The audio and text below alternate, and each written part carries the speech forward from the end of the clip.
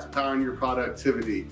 We're going to be talking more about effective supervisory communication. Today I wanted to talk to you about two-way versus one-way communication. If you remember our last video, we really started getting into huddle meetings and how do we effectively communicate and how we measure that. So today I want to really talk to you about two-way communication. Someone who practices two-way communication can be seen by their peers, direct report managers, as being able to, one, effectively listen, two, have the ability to question and present assignments clearly, and three, foster dialogue between other priorities and peers and parties that may be involved in our meetings or huddles. One question I get from frontline supervisors is, that's great that that's the definition of it, but how do I actually go about doing that? Well, there's a couple things that you can do, and I like to break it down into three simple categories, okay? One, you have to be direct and concise, okay?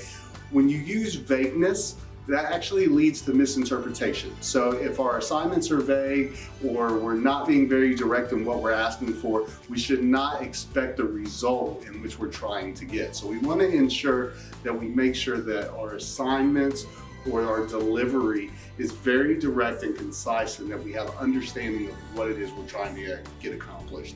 Two is engage the receiver's intention. When we talk about that, you want to make sure that you have the intention of who you're communicating with. So in two-way communication, as I'm talking to you now, I want to make sure that I have eye contact with you. I also want to make sure I notice other things, that maybe you have head nodding or that there's mutual understanding, that you realize that I'm talking to you. Examples on things that you want to look out for when you're not getting direct attention from the receiver. You know, we see it every day. They're on their cell phone, they may be looking away, arms crossed, eyes closed. Those are things that you want to look for and make sure that you're drawing the attention. Now, when you're talking about huddle meetings, it's very important that you look around the room as you're talking to your audience to make sure that everybody is paying attention to you and they're receiving the message. The last thing I like to group it into is active listening.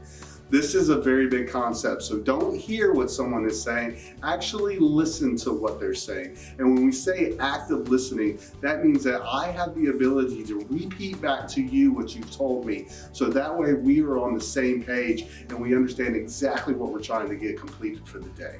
3 steps: direct and concise, engage that you have the receiver's attention, and make sure that you're using true active listening and that the message that you're delivering is the message that you receive. Today's assignment: go out there, use a huddle meeting, use a one-on-one engagement, use your two-way active listening skills and your communication skills to go power your productivity.